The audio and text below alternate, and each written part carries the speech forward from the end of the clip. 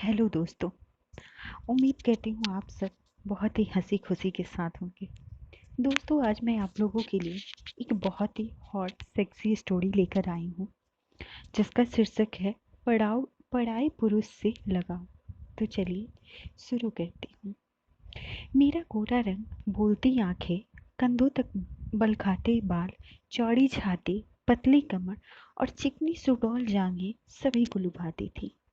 पुरुष मेरे सौंदर्य को देखकर कहते, यह लड़की तो किसी रसगुल्ले से कम मुलायम और रसदार नहीं है। इसे देखने मात्र से जन्नत की सैर हो जाती है। मैं सुंदर थी, मेरी देह याष्टी आकर्षक थे।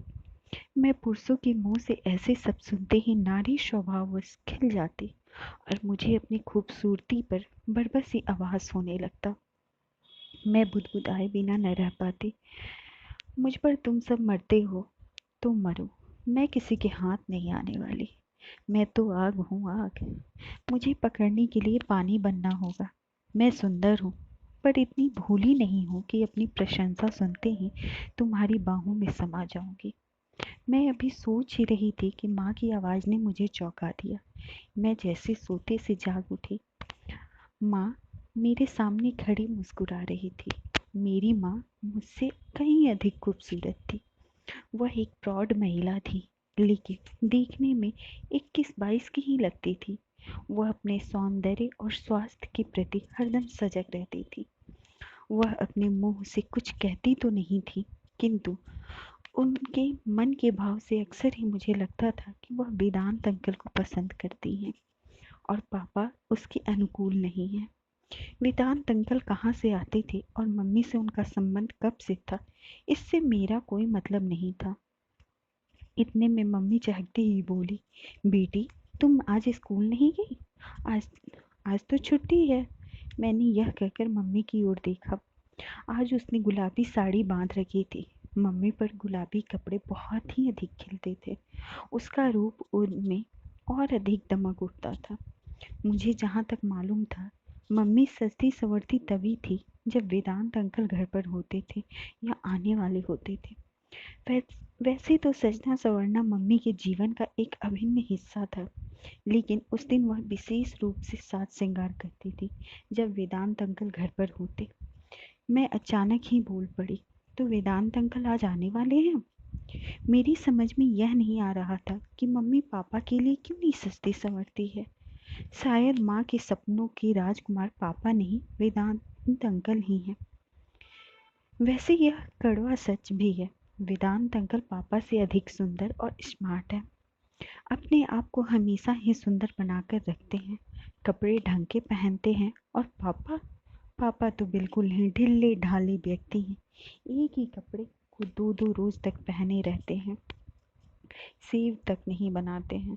जब खुजली होने लगती है या उन्हें कोई टोक देता है, माँ को चुस्त और खूबसूरत पुरुष चाहिए। वेदांत अंकल चुस्त भी हैं और सुंदर भी हैं। इस बीच माँ ने मुझे टोक दिया, यह लड़की तो हमेशा ही कुछ न कुछ सोचती ही रहती है। जा अपनी सहेली माधुरी से मिलना, वह तुम्हें कल याद कर रही थी। मैं अवाक रह गई। माँ मुझ पर आज इतनी मेहरबान क्यों है? अचानक ही मुझे माधुरी के घर क्यों भेजने लगे? आखिर माजरा क्या है? एक साथ मेरे मस्तिष्क में न जाने कितने ही सवाल उमड़ने घुमड़ने लगे, लेकिन मुझ में यह पूछने की हिम्मत ही नहीं थी कि तुम मुझे जबरदस्ती माधुरी के घर क्यों भेज रही हो। आखिर तुम्हारा इसमें क्या स्वार्थ है? खैर, माधुरी से मिलने के लिए तो मैं बेताब थी। मैं पैदल ही उसके घर चलती। माधुरी का घर हमारे घर से पैदल कोई 10-15 मिनट का रास्ता था। मैं माधुरी के घर पहुंची तो दरवाज़ा खुला हुआ था। मैं बिना आवाज़ दिए ही अंदर चली गई। घर में उसकी माँ के सिवा कोई नहीं था। माधुरी का भाई देवगन भी नहीं था। मुझ पर उसकी माँ की नज़र पड़ी तो वह बोली, अंदर आजा काजोल, काफ़ी दिनों के बाद आई है। माधुरी और देवगन तो अपनी नानी के घर गए हैं। कल सुबह तक आ जाने की उम्मीद है। खड़ी क्यों है? आप बैठ तो सही। मैं उसकी माँ के साथ बैठकर भला क्या बात करती। 2-3 मिनट खड़ी रही, फिर बोली, आंटी मैं जा रही हूँ, माधुरी आए तो कह देना मैं आई थी। यह कहकर मैं दरवाजे से होते हुए बाहर आ गई। माधुरी हम उम्र थी, लेकिन उसका भाई देवगन 1 साल छोटा था। वैसे वह देखने में छोटा नहीं लगता था। देवगन बहुत शरारती भी था। वह केवल शरारती ही नहीं, बहुत सुंदर और स्मार्ट भी था। मेरी उम्र यही कोई 15-16 की थी। देवगन 15 का था। जींस की पैंट और टी शर्ट में वह किसी राजकुमार से कम सुंदर नहीं लगता था। मैं यह सब सोचती हुई अपने घर आई तो दरवाज़ा धक्का देते ही खुल गया। मैं बरामदे से होती हुई मम्मी के बेडरूम के सामने आई तो किसी मर्दाने की आवाज़ को सुनते ही ठिठक गई। पापा तो घर पर नहीं है, 2 दिन के लिए बाहर गए हैं। फिर यह मर्दानी आवाज़ कहाँ से आ रही है और यह आवाज़ किसकी हो सकती है? मैं वहीं खड़ी होकर सोचने लगी कि यह आवाज़ कहाँ से आ रही है। यह आवाज़ मम्मी के बेडरूम से आ रही थी। मैंने सोचा शायद पापा आ गए हैं, लेकिन वह तो ऑफिस के काम से गए हैं। काम बीच में छोड़कर कैसे आ सकते हैं? मैं यह सोचते सोचते दबे पाँव मम्मी के बेडरूम की ओर बढ़ गई। दरवाजे के नज़दीक आकर खिड़की की ओर देखा तो खिड़की बंद थी। मैं अंदर झांकना चाहती थी। मेरे मन में वैसे कोई दुर्भावना नहीं थी। मैं तो यह देखने के लिए बेचैन थी कि कहीं पापा तो नहीं आ गए। तभी मेरी निगाह दरवाजे के गोल छेद पर पड़ी। एक आंख बंद कर दूसरी आंख से उसके छोटे से गोले छेद से झांकने लगी। अंदर का नजारा देखकर मुझे अपनी आंखों पर विश्वास नहीं हुआ। मैंने अपनी आंखें मलकर फिर उस गोल छेद से झांका तो वह हर्ष नजर आया। इस बार अविश्वास करने का कोई सवाल ही नहीं था। वेदांत अंकल बिल्कुल ही निर्वस्त्र थे और मम्मी भी। इस मुद्रा में दोनों ही बहुत खुश थे। एक दूसरे की आंखों में आंखें डाले यूं बैठे थे जैसे एक दूसरे को सम्मोहित कर रहे हो। इतने में मम्मी ने वेदांत अंकल के पेट में गुदगुदी की। वह अनायासी हंसने लगे और हंसते हंसते उन्होंने मम्मी को अपनी गोद में उठाकर बिठा लिया। मम्मी उनके गले में बाहें डालते हुए बोली, तुम्हारी बाहों का स्पर्श बड़ा ही उत्तेजक है। दिगंबर ने तो मुझे कभी ऐसे आनंद ही नहीं दिया।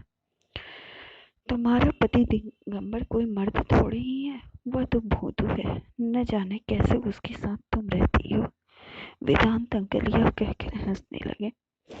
दिगंबर तो एक खंभा है जिसकी आड़ में मैं तुम्हारे साथ रहती हूँ। दिगंबर जैसे पति को उंगली पर नचाना मुझे खूब आता है।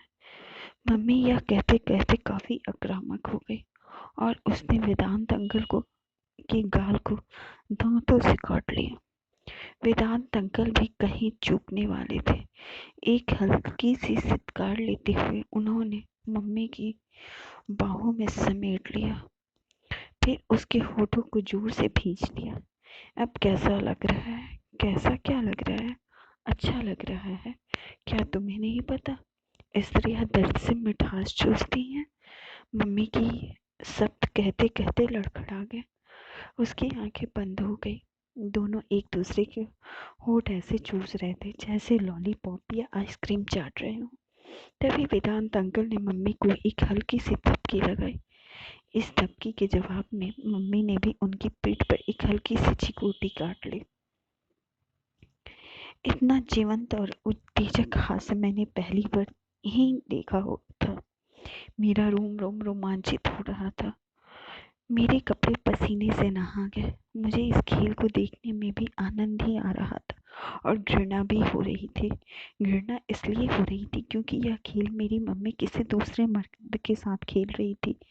पापा के साथ यह खेल में शामिल होती तो शायद मुझे घृणा न होती या मैं इतनी देर तक यहाँ न खड़ी होती। इतने में मैंने देखा दोनों एक दूसरे से थक हार कर ऐसे दूर दूर बैठ हाँफ रहे थे मानो दो शिकारी कुत्ते बराबर की कुश्ती लड़ते लड़ते थक गए हों और पुनः लड़ने के लिए आराम कर रहे हों। तभी मम्मी ने हाथ का इशारा करते हुए कहा, आओ यहाँ मेरे पास। आज तो होठ ऐसे चूस रहे थे जैसे कोई आइसक्रीम चूसता है। क्या तुम इस मामले में पीछे थे? वेदांत अंकल यह कहकर जाने के लिए उठ खड़े हुए। मम्मी ने उनका हाथ झुक कर पकड़ लिया। क्यों, दिल भर गया? अब बस भी करो काजोल, कहीं आ गई तो मुश्किल हो जाएगी। वेदांत अंकल की आवाज़ में थकान थी, लेकिन मम्मी के चेहरे पर थकान की सिकन तक भी नहीं थी। उसकी आंखों में तो अभी यौन आमंत्रण ही लोड़े मार रहा था। उसने वेदांत अंकल को खींचकर पलंग पर बिठा दिया। काजोल अपनी सहेली के घर गई है, वह अभी नहीं आने वाली। मेरे शरीर में एक सिहरन से दौड़ गई। तुम भी? वेदांत अंकल ने यह कहते कहते मम्मी को बाहों में भींच लिया। लगता है अब कल वाले आसन का इस्तेमाल करना पड़ेगा। करो ना, मना किसने किया है? मम्मी यह कहते हुए हंसने लगी। अंकल ने उसको पलंग पर पटक दिया। मम्मी का पूरा शरीर पलंग पर मचल रहा था।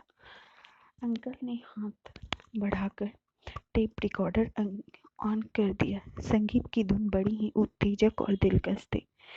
तभी अचानक ही मुझे छींक आ गई। सारा गुड़ गोबर हो गया। मैं हड़बड़ा कर अपने कमरे की ओर भागती चली गई और पलंग पर निढाल पड़ गई। मुझे अपने आप पर बहुत ही खिंच आ रही थी। इस नासपिट्टी छींक को क्या अभी ही आना था? सारा खेल बिगाड़ दिया। इतने में दरवाजा खुलने की भड़ाम की आवाज आई। मैं फटाफट पलंग से उठकर कपड़े बदलने लगी, ताकि मम्मी यह समझे कि मैं माधुरी के घर से अभी अभी आ रही हूँ। इसी बीच मम्मी मेरे कमरे में दाखिल हुई। मैंने वह देखा, वह काफी भयभीत थी और मेरे करीब आकर बोली, कब आई? अभी चली तो ही तो आ रही हूँ। माधुरी घर पर नहीं थी? हाँ, घर पर ही थी। मैं इतना कहकर बाथरूम में आ गई और स्वयं को सही से संभालने की कोशिश करने लगी। मुझे डर था कि कहीं माँ बेटी के मर्यादित रिश्ते की गरिमा को भूलकर कोई अशोभनीय बात न कर बोल बैठूं। मैं माँ से कोई सवाल करना नहीं चाहती थी, क्योंकि माँ की यह अपनी जिंदगी थी। न जाने किस मजबूरी में वह यह सब कह रही थी। कोई कारण जाने बिना माँ को कुछ कहना मुझे ठीक नहीं लगा। वह पापा से बड़ी बेवफाई क्यों कर रही हैं? यह बात मुझे भीतर ही भीतर कचोट रही थी। मैं शुरू से ही इस विचारधारा की थी, जो भी काम करो खुले आम करो, किसी से धोखाधड़ी ना करो। कोई भी काम बुरा नहीं होता, वह तब बुरा हो जाता है जब वह उस सबकी नज़रों से बचाकर किया जाता है। माँ को पापा पसंद नहीं है या उसको खुश नहीं रखते तो वह वेदांत अंकल के साथ उन्हें तलाक देकर रह सकती हैं। ऐसे छुप छुप कर वह जो कर रही हैं, उससे तो परिवार में गंदगी ही फैल रही है। मैं बाथरूम से कोई 10 मिनट के बाद आई तो मम्मी अपने बेडरूम में थी। वेदांत अंकल जा चुके थे। मैं उनके सामने जानबूझकर नहीं गई थी कि कहीं वह शर्मा न जाए या मम्मी मुझ पर शक न हो जाए। मैं अपने कमरे में आकर अभी बैठी ही थी कि मम्मी हंसती हुई आकर बोली, काजोल, तुम्हारे वेदांत अंकल आए थे, तुम उनसे मिल भी न सकी। मैंने बेकार ही तुमको माधुरी के घर भेज दिया। आओ मेरे साथ कमरे में। यह कहते कहते मम्मी ने मेरी बाँह पकड़ ली और मुझे खींचते हुए अपने कमरे में ले गई। मैंने देखा पलंग पर ढेरों सामान बिखरे पड़े थे, जिनमें ज़्यादा मेरे लिए ही थे। मैं सब कुछ भूल भाल कर पलंग पर उछल कर चढ़ गई और अपने दोनों हाथों से कपड़े फैला फैलाकर अपने नाप के कपड़े देखने लगी।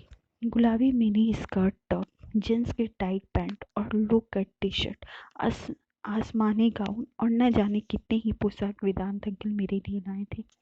तभी मम्मी मुस्कुराती ही बोली, तुम्हें कपड़े पसंद आए? देखा तुम्हारे अंकल कितने अच्छे हैं, तुम्हारा कितना ध्यान रखते हैं। ओह मम्मी, अंकल कितने स्वीट हैं। मैं यह कहती हुई मम्मी के गले से लग गई। मम्मी का चेहरा खिल उठा और मैं किन्हीं ख्यालों में खो गई। लेकिन अंकल यह सब क्यों कर रहे हैं? मम्मी को पापा से हंसी आने के लिए? क्या मुझे इन कपड़ों को स्वीकार करना चाहिए? मम्मी शायद इन कपड़ों का लालच दिखाकर मुझे अपने पक्ष में करना चाहती है। वह मुझे अपनी तरफ मिलाकर रखना चाहती हैं।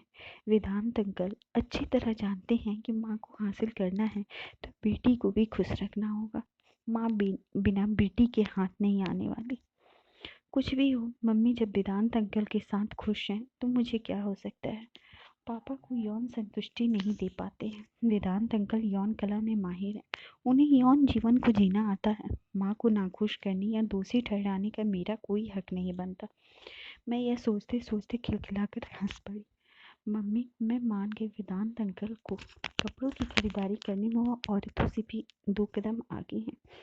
और एक तो हमारे पापा हैं जिन्हें कुछ भी नहीं आता। न जाने कौन सी मनहूस घड़ी थी कि मैंने उन्हें खुट्टे से बांध दी गई। मम्मी यह कहते कहते काफी भावुक हो गई। मैंने देखा उनकी आंखें भीग गई थी। उसके चेहरे पर पापा के प्रति वितृष्णा के भाव पसर आए थे। मैं बोली, मैं तुम्हारे साथ हूँ, तुम क्यों अपना मन दुखी करती हो? पापा को जैसे जीना है वैसे जीने दो, और तुम्हें जैसे जीना है वैसे जियो। मेरी यह कहते कहते उसने मुझे गले से लगा लिया और मुझे इस बात का कहाँ बोध था कि पति पत्नी के जीवन की राहें अलग हो जाती हैं तो उनकी संतान त्रिशंकु सी बन जाती है, तो उसका हित कोई नहीं सोचता। मैं सोच रही थी पापा बाहर जाकर क्या करते हैं, यह किसी ने भी तो नहीं देखा। हो सकता है उनका भी किसी और से संबंध हो। मम्मी के संबंध के बारे में तो मुझे इसलिए पता क्योंकि मम्मी के साथ मैं रह रही हूँ। हो सकता है पापा मम्मी से भी 2 कदम आगे हों। मैं केवल मम्मी को ही बुरा क्यों मानूं? पापा भी तो बुरे हो सकते हैं। यह सोचते सोचते मैं अपने कमरे में आ गई। दोस्तों, उम्मीद करती हूँ आपको यह कहानी पसंद आई होगी, और ऐसे ही मनोरंजक कहानी अगर आपको सुननी है तो प्लीज़ मेरे चैनल को लाइक, शेयर और सब्सक्राइब करें। आपका बहुत बहुत धन्यवाद।